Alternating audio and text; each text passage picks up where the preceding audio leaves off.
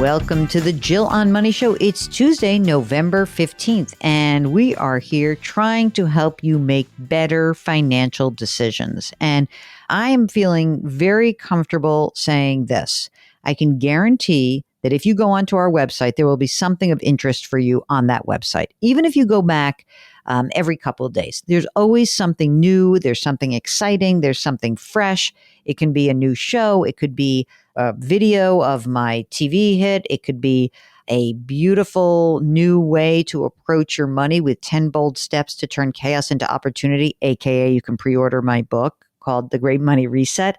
Oh, and Mark, I have a whole new idea about our mantra for 2023, which I've now changed in my mind. I haven't announced it yet, but it's going to change in 2023 after my Annie Duke interview. Because if you did not listen to our weekend interview with Annie Duke, I am now downgrading grit as a concept for the program. My mantra for 2023 is going to be something that's unexpected for you, Mark, but it's going to be expected for everyone else who's listening. You ready for it? I hope you are. Okay, let's do some emails. This is from, if you have a financial question, you can just go to our website, jillonmoney.com, and click the Contact Us button. We got to do some emails because people are writing a lot and some of them are shy. They don't want to come on the air. This is from Kate, who says, I've been listening nonstop to your podcast and I really appreciate all the great advice you provide. Because of financial support we've provided over the years to extended family, we were deep in debt for much of our marriage, up until 3 years ago when we paid off everything except our mortgage. I have to take a breath there. I think that this is a very common affliction for families, that you just spend so much money on everyone else and you do so at your own expense. And I just want to caution us all to not fall into that trap, even though it's so easy to do. And I don't know, maybe it's just silly. Maybe people are just going to do it. They're going to take care of their own. But at least try to put some guardrails up. That would be my hope for everybody. In Kate's case, they have a house that's worth $625,000. They've got a mortgage balance of $263,000. She goes on to write, having been in debt so many years, we saved very little for our children's tuition until recently when we began to prioritize our savings to cash flow the first 2.5 years for one child, and we'll save the last 1.5 years by next summer. Wow, it's impressive. Now, simultaneously, we are saving to cash flow 4 years of tuition for our second child who heads to college next fall. That's a lot. We've done very little to update our home in the 20 years that we've lived in it. We want to do some home renovations within the next couple of years. We will also need to replace our car soon. Given our history with debt, we really want to accomplish these things without incurring debt. Here's their household income, $280,000. They save 15% in traditional 401ks. They've just started splitting their contributions between traditional and Roth. They've got $440,000 saved. We have an emergency fund of $30,000, a discretionary fund of about $20,000. This is amazing considering they were in debt for all these years. They want to know, how do they prioritize their expenses without going into debt? Husband's 50, she's 52. She would like to retire in the next 8 years or so when she turns 60. She wants to know if I think that's realistic given their immediate financial picture. Well, okay, Kate, here's the thing. Given the choices that you've made, I think that we need to think what can give. So here's how I see it. Could you retire when you turn 60? I don't know. Maybe you could, but it might mean that you can't pay for all of your kids' college. And it might mean that you can't update your home. But if you want to do everything you want to do, I bet you can't retire when you're 60. I bet you're going to have to actually wait a little bit longer. And I bet that it's going to mean that you have to keep working to make sure you don't dip into the money that you've saved until you actually have to. And it might mean you have to work until you're full retirement age. But I think that if you decided that you really want to prioritize the kids, that means you're putting the kids first before your own retirement. And that means you're probably not going to be able to retire when you're 60. I don't know how much you spend every year with your combined household income of $280,000, but I'll tell you what, my guess is it's a good number. And so if you want to do the kids, maybe you're going to have to put a couple of other things in the back burner. And if you want to update your home, then maybe you're going to have to work a little longer. but maybe you should just sell the house, take the equity, and start over someplace. This is one of those cases where I'd love to speak to them on the phone. But given what you've said your priorities are, I don't think 60 is going to happen. What do you think, Mark? Yeah, I don't know. Like you, I was wondering how much they spend. Like, are there any pensions in the picture? Some more information that we obviously need. I'm thinking that something's going to have to give. What do you think? Yeah, well, if they want to cash flow college for two kids, they're sacrificing their own retirement to do that. So, but like you said, considering where they were and where they are now, they're in good shape and they're on track. Yeah, I think that that's the good news, right? That really is. Okay, here is Betsy, who is celebrating 70 in Minnesota. And she says she's going to celebrate her birthday at the end of this month. And she looks forward to moving from Social Security spousal benefits to my own Social Security. So she's going to be 70, husband 74. They have pensions with 100% survivor benefits. The net amount is about $3,500 for her and $1,850 for him. She also has a small net state pension, another $93 a month. It's unbelievable. Social Security, she'll get $2,700, spouse $1,200, and monthly expenses are $5,500. In other words, there is no problem in this family. Let's just say that. Their income will more than cover their expenses. They've got a home that is valued at about 350 grand with only like 36 grand left on the mortgage. There's a car lease, assets, bunch of different assets. Let's see what they are. These are American funds, right? Bunch of American funds, fine. Bunch of 529 accounts for grandkids, fine. A silly IRA annuity, which you probably didn't need, but you have it. Okay, let's get down to the question here. We have our estate planning documents completed. And here we go. We've worked with a CFP for about 10 years. It's fee-based, $600 per year for 2023. That's cheap, but the fee's going up to $750, $900, and then $900. Contact him at any time to ask questions. Well, I think it's a reasonable cost for his services. Have we outgrown the need to have a CFP? Your thoughts? After I sent a recent email to the CFP, he suggested moving our American funds to Vanguard. Does this provide the CFP with another commission? There's no commission at Vanguard. So here's what I think. I think that it sounds to me like you're in fine financial shape. If you need some financial help, you could go to Vanguard yourself and just use Vanguard Personal Service Advisor. It's a $50,000 minimum. But it's just a question of whether you want a little extra help. I don't think you need a lot of financial planning at this point. She goes on to say she's going to save an extra $2,000 of Social Security for the first year and then seeing where they are with any remaining debt, maybe travel more. I've listened to you and Mark for over a year, maybe two, and I've come to value your ideas and suggestions. I believe we are blessed financially. You are, so that's absolutely true. And I know just enough about investing to be dangerous. I'm the money nerd in our household. Betsy, you know what? Here's the thing. You probably don't need this CFP. If you want to keep them, even with the increased fee, it's not that much. And so if you like this person, keep them. But if you feel like you can do it on your own, that's fine too. This is really about a personal preference more than anything else. I would not let that fee scare me off.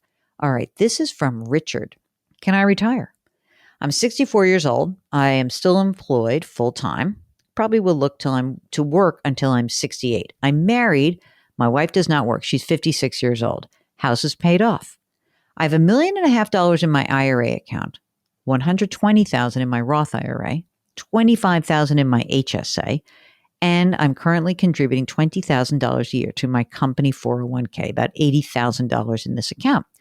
My question is, I like where I live. Okay. So, let's find out. What's the retirement budget? It's 90 grand a year. 90 grand a year. He's got $1.5 million in his IRA.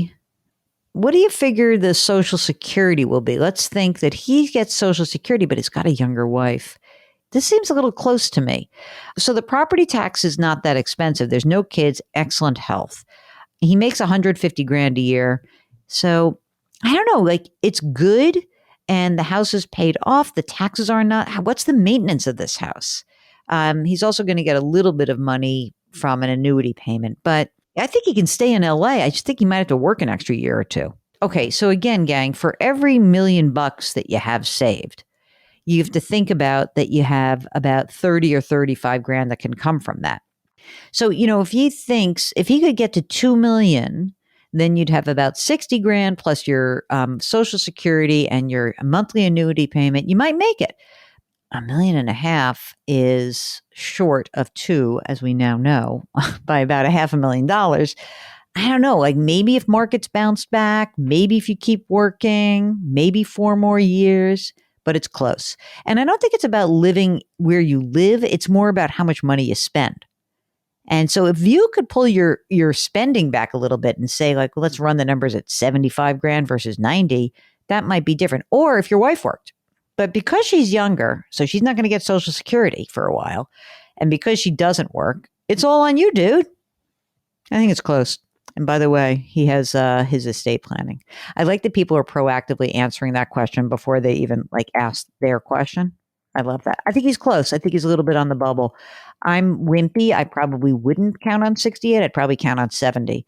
Or I would pull back on my spending or force my spouse to go work. Wouldn't that go over well, Mark? This person's never worked before. No. Okay. This is Rick. Greetings, Jill and Mark. This is an idea I would like you to ponder. Are you ready to ponder? It's something that I have had to work through and believe others have as well. So here it goes. And I hope I can articulate to give it justice. We have all taken the risk profile test, including the greatest question ever. What percentage would you be okay to lose and be able to stay with the plan? My quick mouse brain screams 20%. That seems like a very safe number. Now I start to analyze my personal situation. Retired for a few years, $1.3 million in savings, and I just lost over $250,000. I think that just seems much more real than a random percentage. Again, maybe it's just me, but the next time you are discussing this with listeners and they are struggling with this, try the dollar amount, not a percentage. Thanks for all you do to help us mouse brains. Rick, you're not a mouse brain. My dad used to have this, used to say, it's the line in the sand number. It doesn't matter the percentage. It doesn't even matter what you think you could have done last time around. If you say to somebody, what's the line in the sand number that you think is going to freak you out? Sometimes it's a big round number, right? It might be for Rick. It might be like, oh, I went from 1.3 to 999. And that might mean something to you. I always think that the risk assessment is baloney anyway, because we talk about it. But the reality is, until you go through it, you don't know.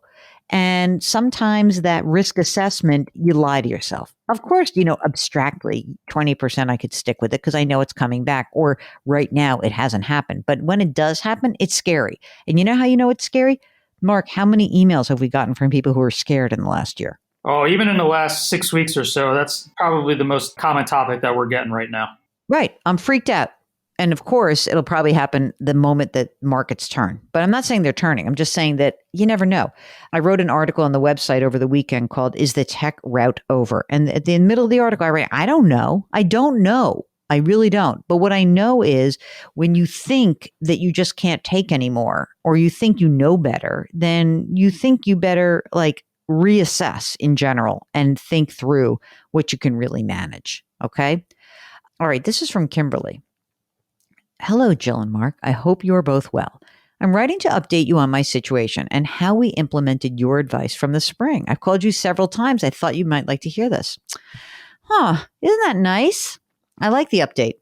She writes, we did set aside the proceeds of our home sale and haven't touched those proceeds. They have not bought another home yet for a variety of reasons, but when we do, we will have a nice down payment set aside, hopefully $300,000. We also followed Mark's advice. This is Mark's advice, not mine. And we have saved $45,000 so far this year for retirement. And we should hit 50 grand by the end of the year. Every time I felt like this wasn't possible, I just heard Mark's encouraging voice in my head saying that number and planned it out step by step. I also have money set aside to make our IRA contributions at the beginning of the year, and our separate emergency fund is still intact. Thank you for your advice. It is very appreciated. Have a happy Thanksgiving. Kimberly. Mark. Yes. I mean, that's so good. You see, Mark, you make a difference. I love those emails. God, darn it, it's amazing. It's absolutely amazing. And you know what else? I mean, what's funny about that is that when you read through, the other aspect of it that makes sense to me is that step by step, gang, you don't have to do it all at once. I really do believe when we're talking about a lot of the aspects of your financial life, that a lot of it is just one small step at a time. And if you can do that, sometimes it will pay off big benefits. That's all you need to do. You don't have to do it all at once. It's okay. We're here for you though.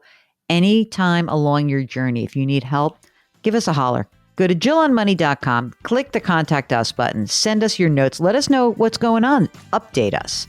While you're on the website, please do pre-order the new book. It's called The Great Money Reset, and it really is about you. It is about how you guys encouraged me to write this book. You see, I heard your voices in my head. You kept asking me for some advice, and I translated that into a book. It's The Great Money Reset. You can pre-order it now on the website. You can also sign up for the free weekly newsletter, also on the website. All right, that is the program. Do something nice for someone else today. And if that means leaving us a rating and review on Apple, we sure would appreciate it. Great Growth Grace, thank you for listening. We'll talk to you tomorrow.